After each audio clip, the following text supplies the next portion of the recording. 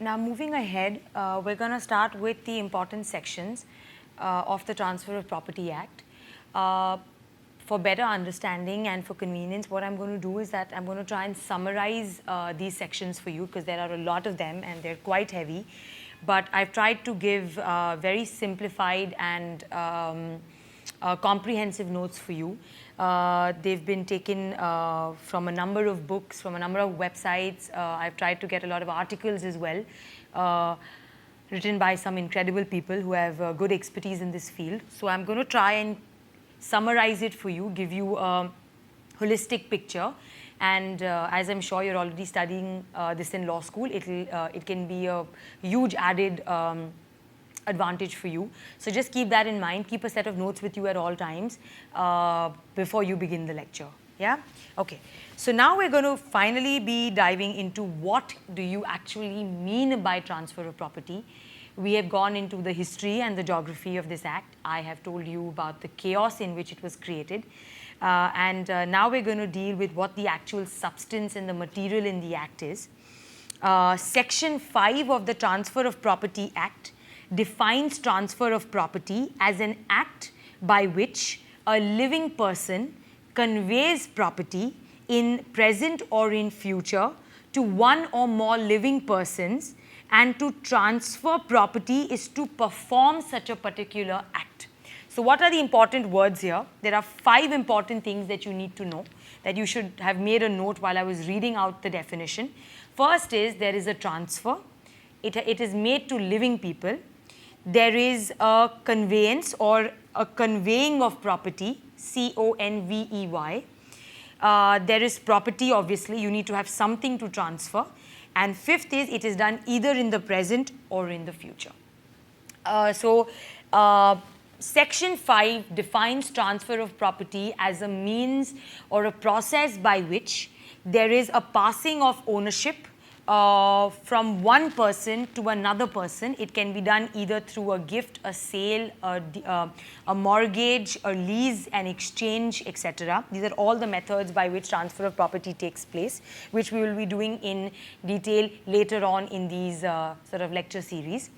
It is obviously, transfer needs to be done between living people or among living people. I told you that any form of transfer done either testamentary, that means by a will, or interstate, that means by somebody who is died without a will, is not where the provisions of the Transfer of Property Act applies. So obviously, living people need to be involved. There has to be a conveying of property. That means that there has to be a transfer of property that exists. There is obviously property that you need, and the term property, as we know, hasn't been defined in the Transfer of Property Act, but it includes property of any type. And it obviously has to be done either in the present or in the future. So it's not necessary that it is only done in the present. It can be done either in the present or in the future. Now, when we talk about the transferring of property, yes, we are physically going to transfer. We are physically going to transfer an interest. These are called as interests in property. Now, ownership consists of a couple of rights. Okay. Now, when I gave you the definition of transfer, and it's also on the board, it's the passing of ownership from one person to another person. Ownership consists of a lot of rights. Absolute ownership is an aggregate component of other rights, such as the right to possession, the right to enjoy, the right to enjoying, the right to transfer, etc. So when I'm transferring absolute ownership, A to Z, whatever are the rights which are under the bracket of ownership will be transferred from me to you, if that's how we're going to do the transaction. However, there is also certain subordinate rights which exist. So these subordinate rights, the aggregate of which make up absolute rights, are called in this act interests in property. A transfer of property is either a transfer of absolute ownership or a transfer of one of the subordinate rights. So if I give you absolute ownership, I'm giving you complete freedom. Whatever I enjoyed on this property, you will also have the same enjoyment without any conditions, without any qualifications. Or I may keep the ownership of the property with me and only transfer the right to possession. This is what a landlord, this is the kind of relationship a landlord and a tenant has. The landlord is still the owner, but the tenant is in possession and is living in that specific piece of property. Okay? So, interests in property means what is the interest that you are transferring? Are you transferring ownership? Are you transferring the possession? Are you transferring both? You need to decide what type of interest are you going to transfer, right? Then we spoke about the word transfer. Now, if you note, if you look at your definition given in your notes of section 5, the word transfer is not being used. In place of transfer, they have used the word convey, C-O-N-V-A-Y. Now, for layman's dictionary, in layman's dictionary, convey means to inform, convey means to tell, right? Over here, the term convey means to transfer property. And this is because if you remember that the draft of the Transfer of Property Act of 1882 was made in England by an Indian Law Commission. It was made in England. So we have used English phrases, English terminologies, and that's why the term convey has been used instead of the term transfer. Right. Now we come to living people. As I already explained earlier, these words exclude the fact that living person has been included. It excludes transfers by will, for a will operates from the death of the person. When does a will come into effect? When a particular person dies. And that is not in the definition of transfer of property under section 5 of the Transfer of Property Act of 1882. The words living person includes a juristic person such as a corporation as well. However, a court is not a juristic person. That's why a court will never be included in the transfer. But a corporation who is a juristic person will be included in transfer of property. Then we come to in present or in future. The transfer need not be made only in the present. It can be made even in the future as long as the property exists. If something happens to the property in future, if the property gets destroyed in future, or if the property ceases to exist in future, what are you transferring? What's the point of the future date? Because the future date was set for transfer of property. Now, when the property doesn't exist, the subject matter is not there, the thing that you are transferring doesn't exist, what is the point of the transfer at all? Because you have nothing to transfer, there is a vacuum. Okay? So, I'll say it again. Transfer of property as defined under section 5 of the Transfer of Property Act includes 5 main things. It speaks about transfer. It speaks about transfer to living people. There is a conveyance, that means you're transferring something. The matter that you're transferring is called as property, which is unfortunately not defined in the Transfer of Property Act, but we have seen the definition in the Sale of Goods Act and in the Benami Transactions Act. And the transaction has to be made either in the present or in the future. It can be made in either of the two. Now, moving further, we're going to be talking about the essentials of a valid transfer. Now, I told you section 5 speaks about what the definition is. Section 5 tells you, elaborates on what the meaning of transfer, the meaning of property, the meaning of living people, the meaning of convey, the meaning of in present, in future, speaks to you about. Now we're going to be talking about what are the essentials of a valid transfer. So in this, sections 5, section 6 and section 7 have a role to play, and I'll tell you how. The first condition or the first essential of a valid transfer is that the property must be transferable. Section 6 lays down a list of types of property which you cannot transfer. Again, this gives you a negative definition instead of giving you a positive definition. Why do I say it's a negative definition? Because it lists down things that you cannot transfer. Okay? So, section 6 states, property of any kind may be transferred except as otherwise provided by this act or by any other law for the time being in force. This is the opening statement of section 6. And I'm just going to give you, I'm going to summarize the types of property or the types of rights which cannot be transferred. First of all, the right, so for instance, if your father is king, or let me be more precise because we do have a royal wedding coming up soon. Let's say that Prince William wants to sell his right to being king. Let's say he comes on Amazon or Flipkart and he says, well, I don't want to be king if my father dies. So once Queen Elizabeth dies, Prince Charles has the right to be king, and immediately after that, Prince William will have a chance. Say, for instance, Queen Elizabeth has died, and so has Prince Charles, and the next person in line is Prince William. And Prince William comes on Amazon and he wants to sell his title as prince, or he wants to sell his title as the King of England. Can he do that? Certainly not. In the interest of public policy, how can you sell your right to the heir to a throne? How can you sell that? You cannot sell that. So that's one. Second, the mere right of re-entry for breach of a condition subsequent cannot be transferred to anyone except the owner of the property. Supposing there has been a condition which you had to fulfill, which you have breached. Okay? Now the mere right of re-entry into that property, how can I sell it to any random Tom, Dick and Harry? I will obviously have to only transfer it to the owner of that specific property. Then the others are a mere right to sue cannot be transferred. Supposing A and B get into a contract, B breaches the contract and A has the right to sue B.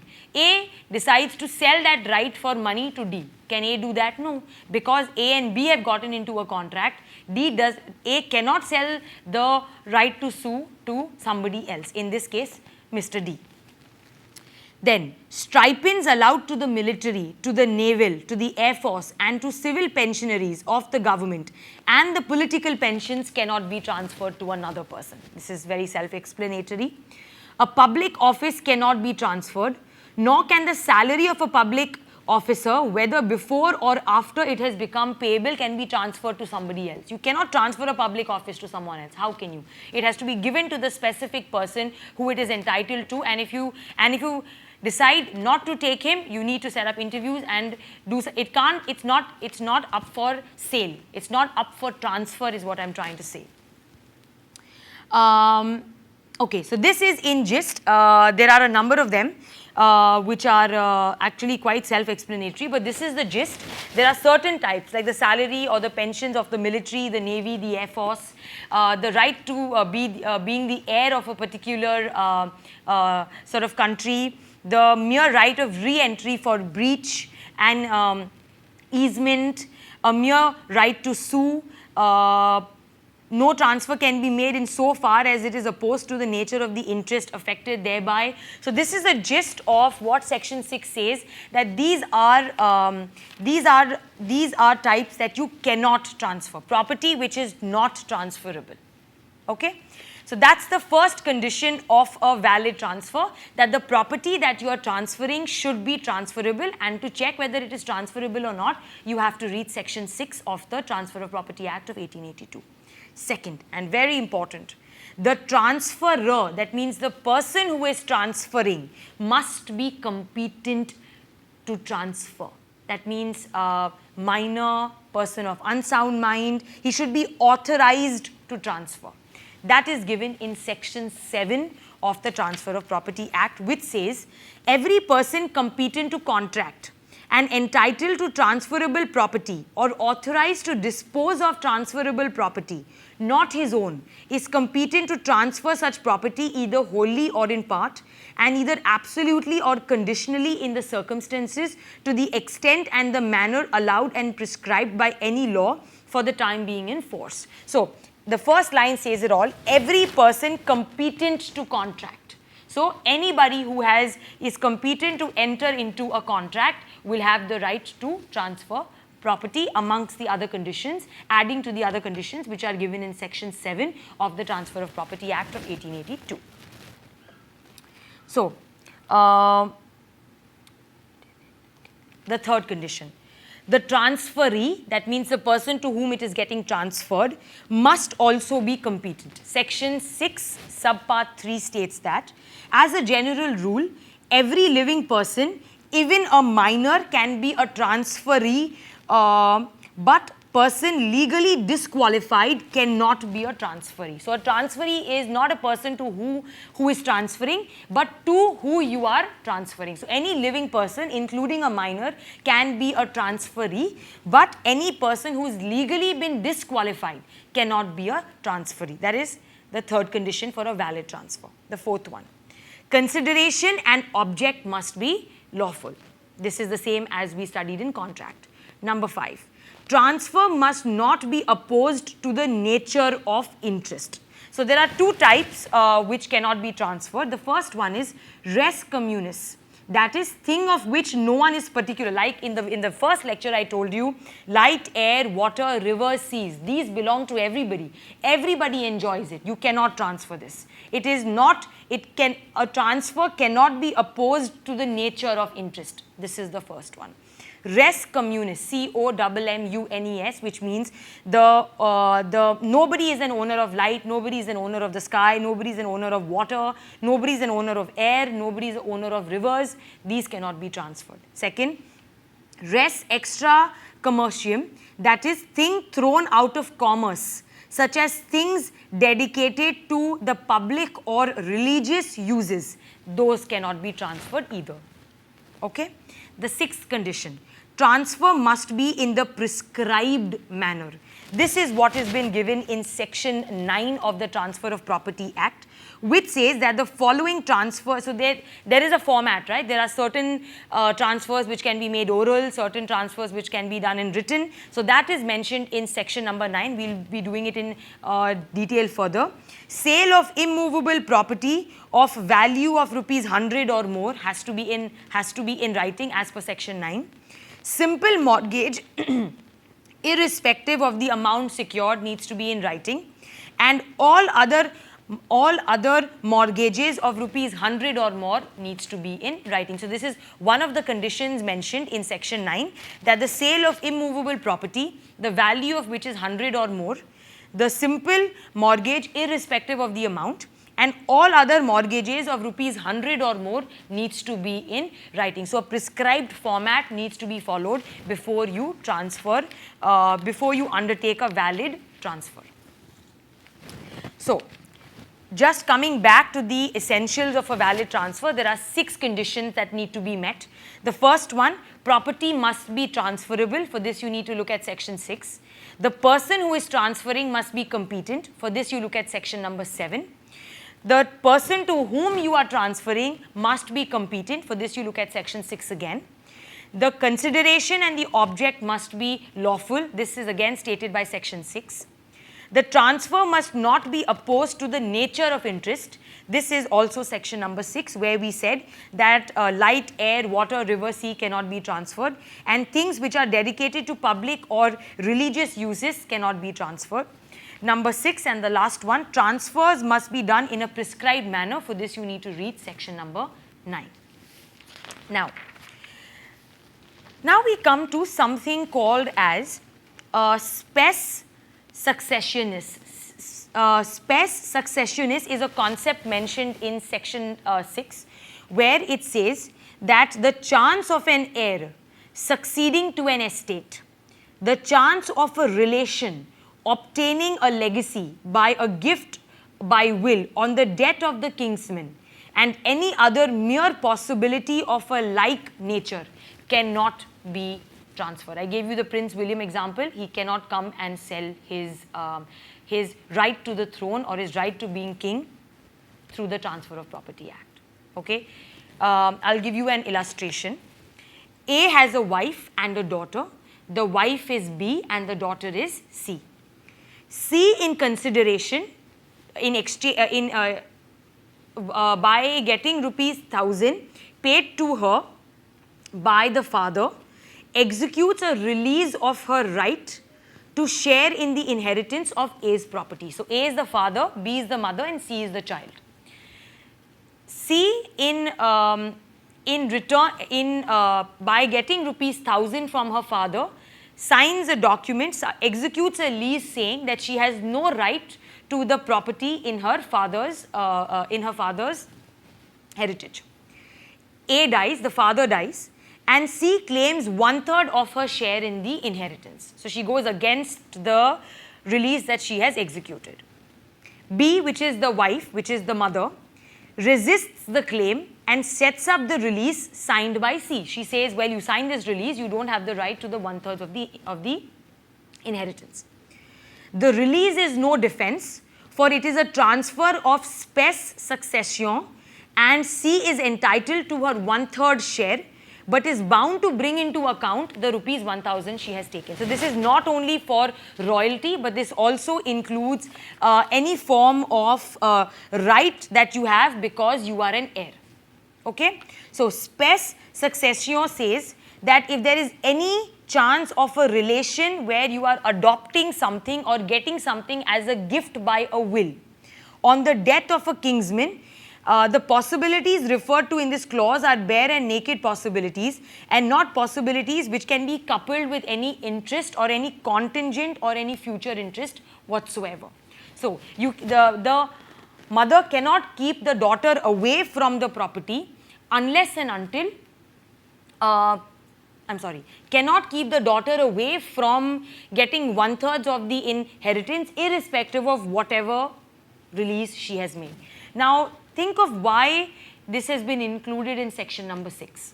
This has been included in section number 6 as to why it should be given to the child is the mere possibility of an heir succeeding to an estate is excluded from the category of transferable property. This is for public policy, namely why? Because if transfers were allowed, speculators would purchase the chance of succession to be a possible heir, and there would be an increase in speculative litigation. So the reason that spes succession has not been included as a transferable property under section 6 of the Transfer of Property Act of 1882 is because it would increase speculative litigations. It is in the interest of public policy that who is entitled to it should get it, and it should not be up for transfer. This is an extremely important chapter. Sections 5, 6 and 7, which tell you what is transfer of property, which tell you what property can be transferred, what property cannot be transferred. It tells you who is competent to transfer. It tells you who is competent to be the transferee. So please read this chapter extremely carefully from the notes and look at what is the meaning of transfer of property, because the meaning of transfer of property is the essence of what the Transfer of Property Act of 1882 is about.